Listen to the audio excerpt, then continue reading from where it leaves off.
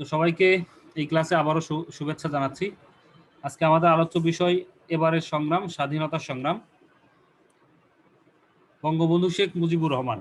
হ্যাঁ, আমরা সকলেই এই বিষয়টা সম্পর্কে অবগত আছি, আর আমরা জানি যে আমাদের স্বাধীন সার্বভৌম রাষ্ট্র গঠনের পেছনে যে মানুষটির সবচেয়ে বেশি ভূমিকা, তিনি হলেন বঙ্গবন্ধু, জাতির জনক বঙ্গবন্ধু শেখ মুজিবুর রহমান, তাই না?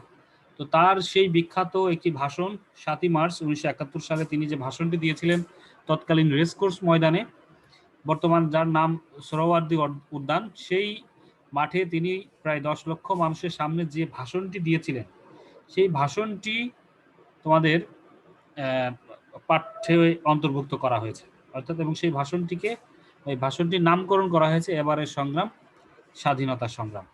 তো আমরা সেই ভাষণটি পাঠ করব। তার আগে এই প্রবন্ধ বা এই গদ্যের প্রাসঙ্গিক আলোচনা হিসেবে আমরা বঙ্গবন্ধু শেখ মুজিবুর রহমানের যে পরিচয় রয়েছে সেই পরিচয় সম্পর্কে জানব, পাঠ পরিচিতি জানবো, গুরুত্বপূর্ণ শব্দের অর্থ টিকা জানবো, প্রাসঙ্গিক আলোচনা বলে তারপরে আমরা মূল গদ্যে যাব। ঠিক আছে? জায়গাগুলো একটু স্পষ্ট হওয়া দরকার, কারণ এইখানে অনেকগুলো গুরুত্বপূর্ণ তথ্য রয়েছে যেগুলো পরীক্ষার জন্য খুবই দরকারি। তো হাজার বছরের শ্রেষ্ঠ বাঙালি বঙ্গবন্ধু শেখ মুজিবুর রহমান স্বাধীন সার্বভৌম বাংলাদেশ রাষ্ট্রের স্থপতি, অর্থাৎ তিনি রাষ্ট্রটি গঠন করেছেন, তাই না? তিনি আমাদের জাতির পিতা। তার জন্ম 1920 খ্রিস্টাব্দের 17ই মার্চ গোপালগঞ্জ জেলার টুঙ্গিপাড়ায়। তার জন্ম সালটা আমরা সকলেই জানি, তারপরেও মনে রাখতে হবে কোনোভাবেই যেন এটি ভুল না হয়। এবং আমরা 17ই মার্চ এই তারিখটাকে আমরা জাতীয় শিশু দিবস হিসেবে পালন করে থাকি। তার পিতার নাম শেখ লুৎফর রহমান ও মাতার নাম সায়েরা খাতুন। বাবা মায়ের নামও আমাদের মনে রাখতে হবে। ছাত্রজীবন থেকেই তিনি রাজনীতি ও দেশব্রতে যুক্ত হন। ভাষা আন্দোলন সহ বিভিন্ন গণতান্ত্রিক আন্দোলনে যোগ দিয়ে তিনি বহুবার কারাবরণ করেছেন। বাঙালি জাতীয়তাবাদের ভিত্তি রচনায় তার অবদান অপরিসীম। তিনি বাঙালির স্বায়ত্ত শাসনের দাবি 6 দফা আন্দোলনের মুখ্য প্রবক্তা, অর্থাৎ 1966 সালের যে 6 দফা আন্দোলন, সেই 6 দফা আন্দোলন উত্থাপন করেন জাতির পিতা বঙ্গবন্ধু শেখ মুজিবুর রহমান। শেখ মুজিবুর রহমান বাংলাদেশের স্বাধীনতা আন্দোলনের সূচনাকালে 1969 সালে বঙ্গবন্ধু উপাধিতে ভূষিত হন। এই তথ্যটা মনে রাখতে হবে আমাদের। তাকে যে আমরা বঙ্গবন্ধু বলি, সেই বঙ্গবন্ধু উপাধি তিনি লাভ করেন কত খ্রিস্টাব্দে? 1969। এই সালটা, এই তারিখটা মনে রাখতে হবে। 1971-এর 25শে মার্চ মধ্যরাতের পরে পাকিস্তানি বাহিনী বাঙালির এই অবিসংবাদিত নেতাকে তার ধানমন্ডির বাসভবন থেকে গ্রেপ্তার করে। গ্রেপ্তারের আগে অর্থাৎ 26শে মার্চ প্রথম প্রহরে, রাত 12টার পরে, শুরুতেই তো প্রহরে তিনি কি করেন? বাংলাদেশের স্বাধীনতা ঘোষণা করেন। মুক্তিযুদ্ধকালে বঙ্গবন্ধুর অনুপস্থিতিতে তাকে রাষ্ট্রপতি করে গঠিত অস্থায়ী বাংলাদেশ সরকার যুদ্ধ পরিচালনা করে। দেশ স্বাধীন হওয়ার পর এ কারণে বলা হয়ে থাকে যে বাংলাদেশের প্রথম রাষ্ট্রপতি, পরীক্ষা কিন্তু আসতে পারে, তাহলে প্রথম রাষ্ট্রপতি কিন্তু বঙ্গবন্ধু শেখ মুজিবুর রহমান। দেশ স্বাধীন হওয়ার পর পাকিস্তানের কারাগার থেকে মুক্ত হয়ে তিনি 1972 সালের 10ই জানুয়ারি দেশে ফেরেন। এই তথ্যটা আমাদের মাথায় রাখতে হবে যে বঙ্গবন্ধু শেখ মুজিবুর রহমান স্বদেশ প্রত্যাবর্তন করেন কবে, কত তারিখে? 1972 সালের 10ই জানুয়ারি। এরপর যুদ্ধ বিধ্বস্ত দেশ গড়ার মহান দায়িত্বে ব্রতী হন। তার সরকারি স্বল্প সময়ের মধ্যে বাংলাদেশের সংবিধান রচনা করে। সংবিধান রচিত হয় কত সালে? 1972। অর্থাৎ বাংলাদেশ স্বাধীন হওয়ার খুব অল্প সময় পরেই সংবিধান রচিত হয় 1972 সালে।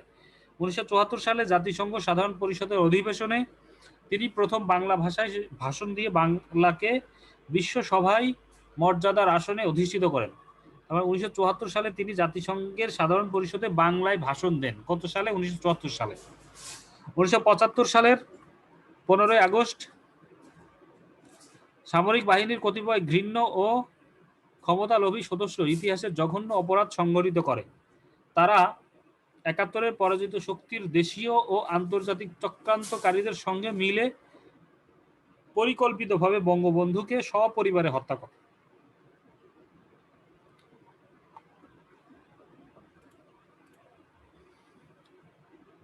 পাঠ পরিচিতিটা একটু দেখে নেই। পাকিস্তানি ঔপনিবেশিক রাষ্ট্র কাঠামো ভেঙে বাঙালির সার্বিক মুক্তি অর্জনের লক্ষ্যে 1966 সালে বঙ্গবন্ধু শেখ মুজিবুর রহমান 6 দফা কর্মসূচি ঘোষণা করে কারাবরণ করেন। 1970 সালে এই প্রত্যেকটা সাল তারিখ এগুলো কিন্তু তোমাদের মাথার মধ্যে স্পষ্ট হয়ে রাখতে হবে, ঠিক আছে? কোনোভাবেই সাল তারিখ এগুলো ভুল করা যাবে না। 1970 সালের সাধারণ নির্বাচনে বঙ্গবন্ধুর নেতৃত্বে আওয়ামী লীগ অর্জন করে নিরঙ্কুশ বিজয়। 1970 সালে সাধারণ নির্বাচন হয়, সেই নির্বাচনে নিরঙ্কুশ বিজয় লাভ করে আওয়ামী লীগ। তবুও পাকিস্তানি শাসক গোষ্ঠী বাঙালির হাতে ক্ষমতা হস্তান্তর না করে ষড়যন্ত্রের পথ বেছে নেয়। 1971 সালের 2রা মার্চ থেকে বঙ্গবন্ধুর আহ্বানে বাংলায় সর্বাত্মক অসহযোগ আন্দোলন শুরু হয়। এই লাইনটা তোমাদের মনে রাখতে হবে যে 1971 সালের 2রা মার্চ থেকে বঙ্গবন্ধু কি করেন? অসহযোগ আন্দোলনের ডাক দেন। এরই ধারাবাহিকতায় 1971 সালে 7ই মার্চ ঢাকার রেসকোর্স ময়দানের বর্তমান নাম কি এটা কিন্তু পরীক্ষাতে আসে, সোহরাওয়ার্দী উদ্যান। এখানে প্রায় 10 লক্ষ লোকের উপস্থিতিতে বঙ্গবন্ধু শেখ মুজিবুর রহমান 18 মিনিটের ঐতিহাসিক ভাষণ দেন। এই যে আজকে আমরা যে ভাষণটি পাঠ করব সেই ভাষণটির স্থায়িত্ব ছিল কত মিনিট? 18 মিনিট। এই 18 মিনিটের ভাষণে, সংক্ষিপ্ত ভাষণে তিনি যে কথাগুলো বলেন তাই আজকে আমাদের পাঠ্য বিষয়। ইউনেস্কো এই ভাষণটিকে বিশ্ব প্রামাণ্য ঐতিহ্য হিসেবে স্বীকৃতি দিয়েছে, যা বাংলাদেশের জন্য গৌরবের। হ্যাঁ, প্রামাণ্য ঐতিহ্য কি? এটা হচ্ছে ইউনেস্কো, জাতিসংঘের যে একটি সংস্থা, সেই সংস্থাটা বিভিন্ন ঐতিহ্যবাহী বা বিভিন্ন ক্ষেত্রে যে বিশেষ বিষয়গুলো রয়েছে সেগুলোকে স্বীকৃতি দিয়ে থাকে, ঠিক আছে? তো প্রামাণ্য ঐতিহ্য মানে প্রামাণ্য মানে হচ্ছে প্রমাণ। বঙ্গবন্ধু শেখ মুজিবুর রহমান যে বাংলাদেশের মুক্তিযুদ্ধে, বাংলাদেশের স্বাধীনতার যে অগ্রদূত, তিনি যে অগ্রণী ভূমিকা পালন করেছেন, তারই তো সবচেয়ে বড় প্রমাণ হচ্ছে 7ই মার্চের ভাষণ, তাই না? তো সেই ভাষণটাকে তারা এইরকম প্রামাণ্য ঐতিহ্য মানে একেবারে প্রামাণ্য সত্য, ঐতিহ্যগতভাবে এই ভাষণটি অনেক বেশি গুরুত্বপূর্ণ, মূল্যবান এবং ইতিহাসে এটি অবিরল, বিরল, ঠিক আছে?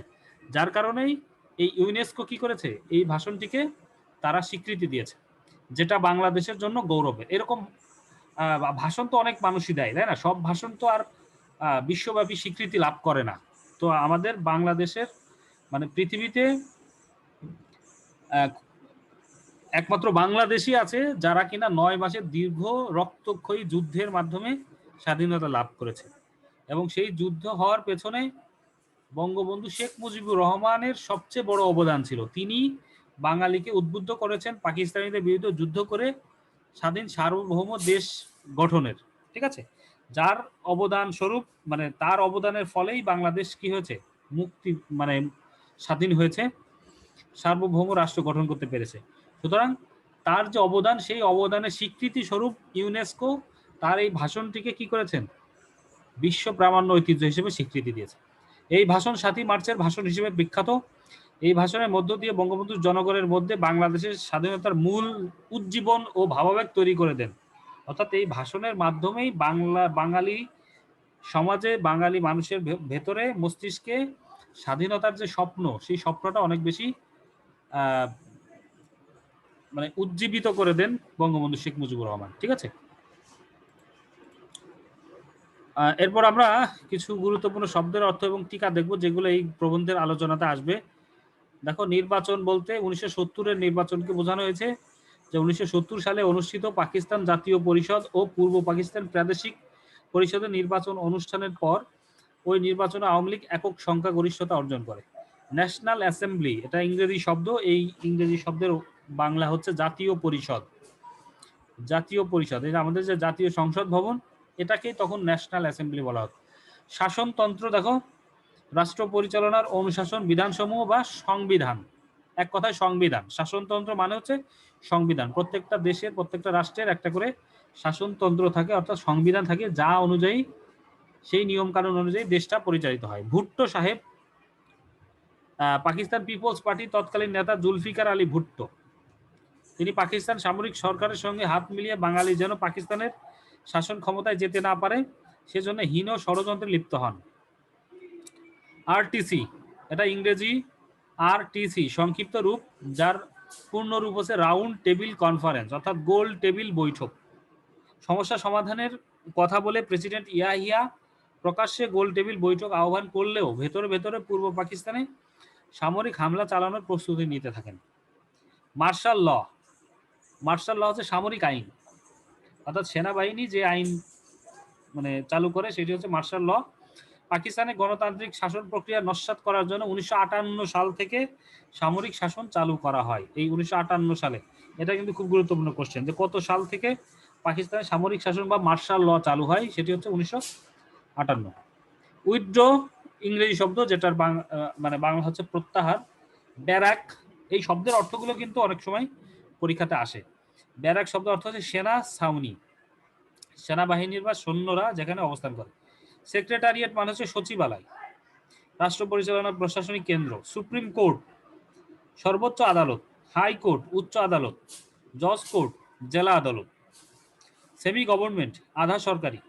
Wabda water and power development authority, এটা কিন্তু মনে রাখতে হবে, পানি ও বিদ্যুৎ উন্নয়ন কর্তৃপক্ষ। ইউনেস্কো, ইউনেস্কো হচ্ছে জাতিসংঘ শিক্ষা বিজ্ঞান ও সংস্কৃতি সংস্থা, এর সদর দপ্তর ফ্রান্সের প্যারিসে। এটা খুবই ইম্পর্টেন্ট কোশ্চেন যে ইউনেস্কো এর সদর দপ্তর কোথায়, হেড অফিস কোথায়, সেটি হচ্ছে ফ্রান্সের প্যারিসে। ঠিক আছে, এই শব্দ বা এই স্যার একটা ওয়াবদা, কোশ্চেন ছিল, ওয়াবদা কি এখনো আছে নাকি এটা বিলুপ্ত? ওয়াটার অ্যান্ড পাওয়ার ডেভেলপমেন্ট, এখনো আছে। পানি ও বিদ্যুৎ উন্নয়ন কর্তৃপক্ষ, এটা আছে এখনো, অন্য নামে আছে হয়তো। ঠিক আছে, স্যার কোশ্চেন ছিল স্যার, বলো। স্যার এই যে স্যার ওয়াবদা যে আছে স্যার, এটা কি স্যার বাংলায় কি স্যার এটার অ্যাব্রিভিয়েশন নাকি স্যার এটা ইংলিশে যেটা লিখে ওটা স্যার বাংলায় লিখে দিছে যে ওয়াবদা মানে অ্যাব্রিভিয়েটেড?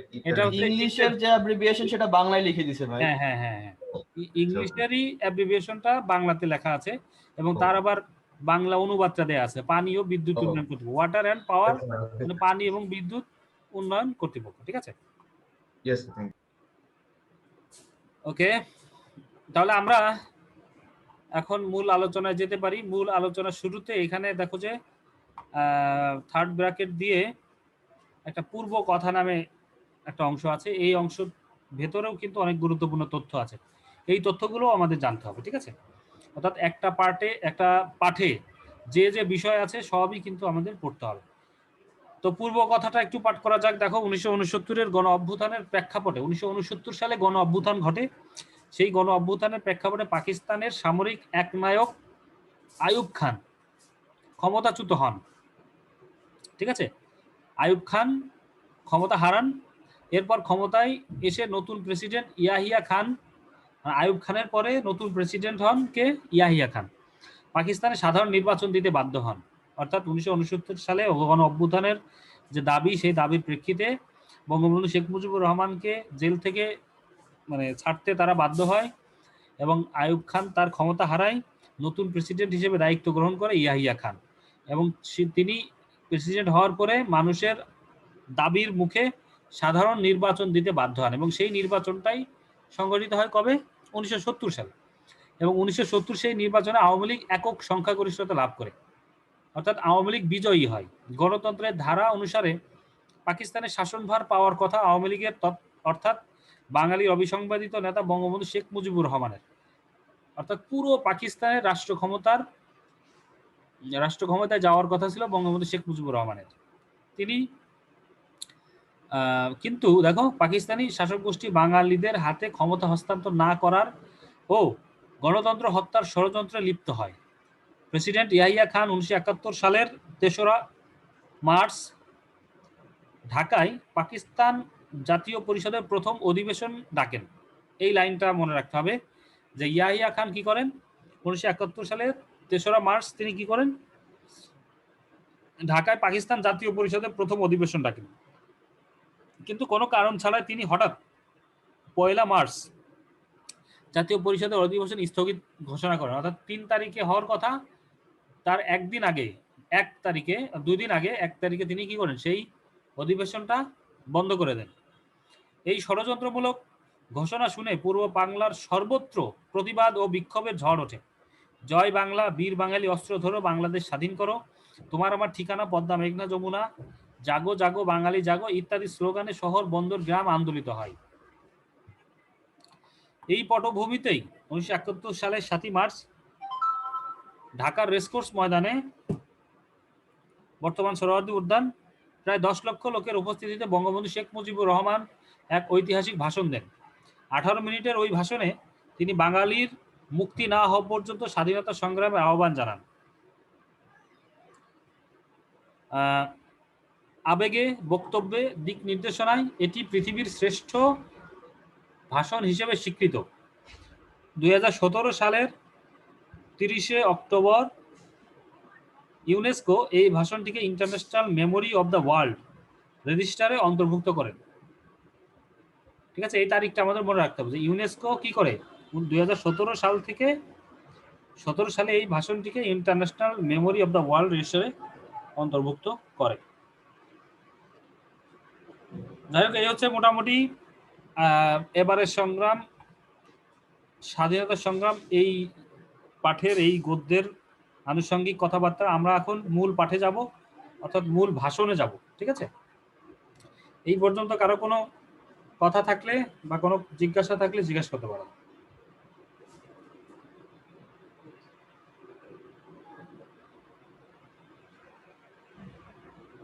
স্যার নেই।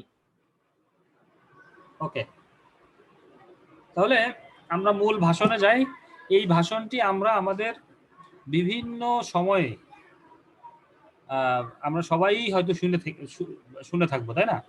আমার মনে হয় এই ক্লাসে এমন কেউ নেই যে এই ভাষণটা একবারও শোনা নাই। অর্থাৎ বাংলাদেশের প্রায় সব মানুষই এই ভাষণ একাধিকবার শুনেছেন, তাই না?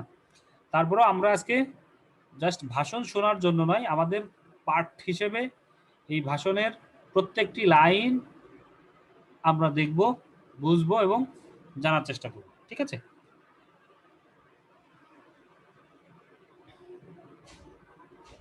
আচ্ছা, তোমাদের মধ্যে কেউ আছো যে এই ভাষণটা পড়তে চাও?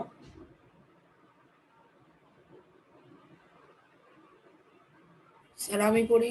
স্যার ঠিক আছে, শুরু করো। ভাইয়েরা আমার, আজ দুঃখ ভারাক্রান্ত মন নিয়ে আপনাদের সামনে হাজির হয়েছি। আপনারা সবই জানেন এবং বোঝেন আমরা আমাদের জীবন দিয়ে চেষ্টা করেছি, কিন্তু দুঃখের বিষয় আজ ঢাকা, চট্টগ্রাম, রাজশাহী, রংপুরে আমার ভাইয়ের রক্তে রাজপথ রঞ্জিত হয়েছে। আজ বাংলার মানুষ মুক্তি চায়, বাংলার মানুষ বাঁচতে চায়, বাংলার মানুষ তার অধিকার চায়। কি অন্যায় করেছিলাম? নির্বাচনের পর বাংলাদেশের মানুষ সম্পূর্ণভাবে আমাকে ও আওয়ামী লীগকে ভোট দেন। আমাদের ন্যাশনাল অ্যাসেম্বলি বসবে, আমরা সেখানে শাসনতন্ত্র তৈরি করব এবং এদেশকে আমরা গড়ে তুলব। এদেশের মানুষ অর্থনীতি, রাজনীতি ও সাংস্কৃতিক মুক্তি পাবে। কিন্তু দুঃখের বিষয়, আজ দুঃখের সাথে বলতে হয় 23 বছরের করুণ ইতিহাস, বাংলার অত্যাচারের, বাংলার মানুষের রক্তের ইতিহাস। 23 বছরের ইতিহাস মুমূর্ষু নরনারীর আর্তনাদের ইতিহাস। বাংলার ইতিহাস এদেশের মানুষের রক্ত দিয়ে রাজপথ রঞ্জিত করার ইতিহাস।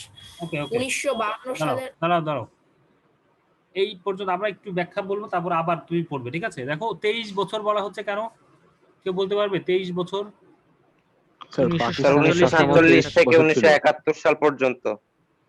1947 থেকে 1971 সাল পর্যন্ত প্রায় 23 বছরই হয়। ওকে, গুড। তার মানে 1947-এ যে দেশ বিভাগ হয়, সেই দেশ বিভাগ হওয়ার কারণে আমরা পাকিস্তানের অংশ হই, কিন্তু পাকিস্তানের অংশ হওয়া থেকে শুরু করে 1971 সাল পর্যন্ত এই যে 23 বছর, যেদিন তিনি এই ভাষণটা দিচ্ছেন সেই 23 বছর পর্যন্ত পাকিস্তান আমাদের সঙ্গে যে ব্যবহারটা করেছে, যে আচরণ করেছে, সেই আচরণের কথা কিন্তু এখানে তিনি তুলে ধরেছেন। সেটি কি? এই 23 বছর ইতিহাস হচ্ছে অত্যাচারের, বাংলার মানুষের রক্তের ইতিহাস। অর্থাৎ এই 23 বছর ধরে পাকিস্তান আমাদের উপরে অত্যাচার, নির্যাতন চালিয়েছে, আমাদের মানুষের রক্তের ইতিহাস। মানে বিভিন্ন সময়ে আমাদের মানুষকে তারা হত্যা করেছে, বিভিন্ন ভাষা আন্দোলন হত্যা করেছে, এছাড়া বিভিন্ন যে আন্দোলন সংগ্রাম হয়েছে, 1969 গণ অভ্যুত্থান হয়েছে, বিভিন্ন সময়ে তারা আমাদের উপর অত্যাচার, নির্যাতন চালিয়েছে এবং মানুষকে হত্যা করেছে। এবং অসংখ্য নর নারী সবার আত্মনাদের ইতিহাস, অর্থাৎ দুঃখের ইতিহাস। আমাদের এই 23 বছরের সময়টা মোটেই ভালো যায়নি, আমাদের উপরে অনেক বেশি অত্যাচার, নিপীড়ন, নির্যাতন, শোষণ, বঞ্চনা করা হয়েছে। ঠিক আছে, যার কারণে বঙ্গবন্ধু শেখ মুজিবুর রহমান তার শুরুতেই কিন্তু 23 বছরের এই সময়টার যে প্রকৃত চিত্র, সেই চিত্রের কথা এখানে বলেছে। অর্থাৎ 23 বছরের এই ইতিহাসটা রাজপথ রঞ্জিত করা, অর্থাৎ রাজপথে আমাদের মানুষ যে রক্ত দিয়ে রাজপথটাকে রাঙিয়েছে, রঞ্জিত করেছে, সেই রঞ্জিত করার ইতিহাস হচ্ছে এই 23 বছরের ইতিহাস। ঠিক আছে, তারপর আফান।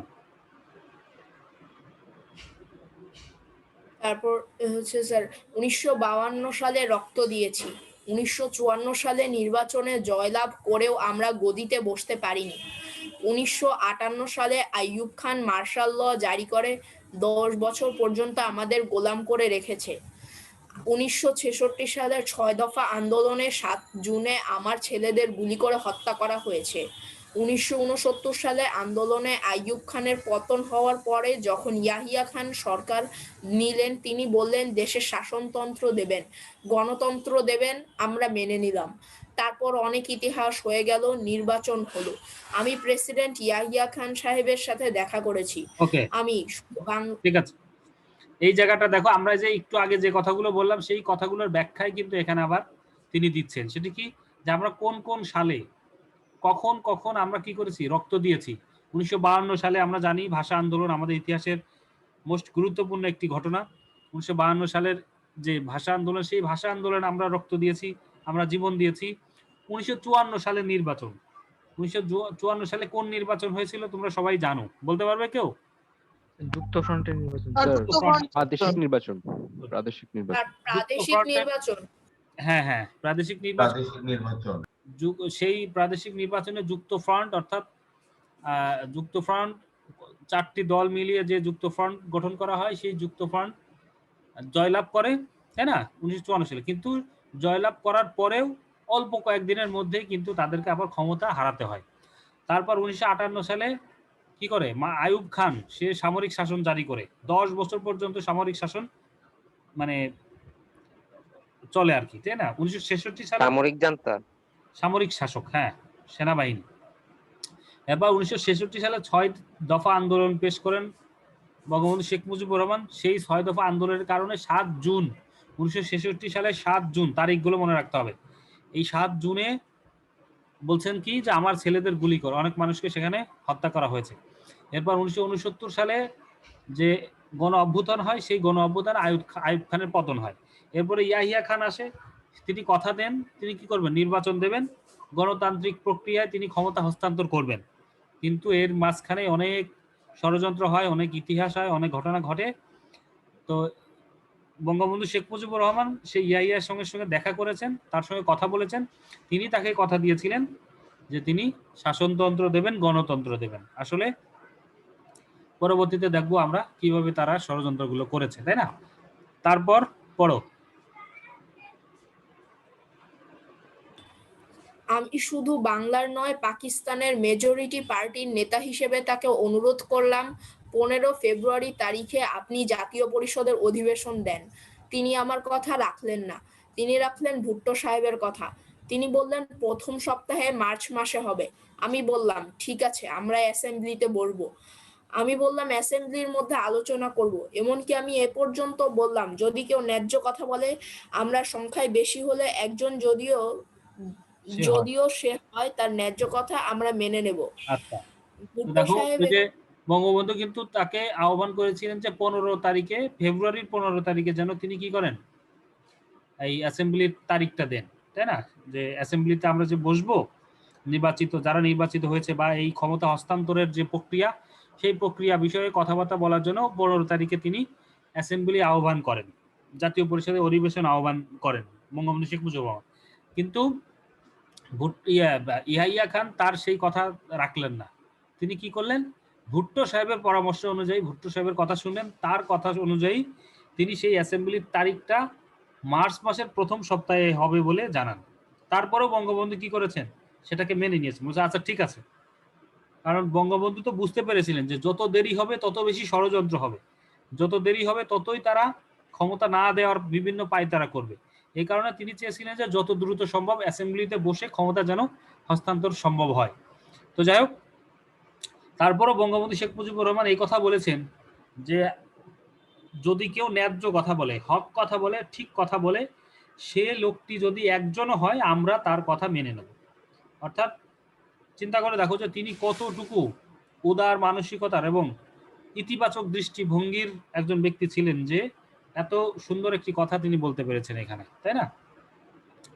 আচ্ছা, তারপর তারপর ভুট্টো সাহেব ভুট্টো সাহেব এখানে এখানে এসেছিলেন। আলোচনা করলেন, বলে গেলেন যে আলোচনার দরজা বন্ধ নয়, আরো আলোচনা হবে। তারপর অন্যান্য নেতাদের সঙ্গে আমরা আলোচনা করলাম, আপনারা আসুন, বসুন, আমরা আলাপ করে শাসনতন্ত্র তৈরি করব। তিনি বললেন পশ্চিম পাকিস্তানের মেম্বাররা যদি এখানে আসে তাহলে কসাইখানা হবে অ্যাসেম্বলি। তিনি বললেন যে যাবে তাকে মেরে ফেলা হবে, যদি কেউ অ্যাসেম্বলিতে আসে তাহলে পেশোয়ার থেকে করাচি পর্যন্ত দোকান জোর করে বন্ধ করা হবে। আমি বললাম অ্যাসেম্বলি চলবে। তারপর হঠাৎ 1 তারিখে অ্যাসেম্বলি বন্ধ করে দেওয়া হলো।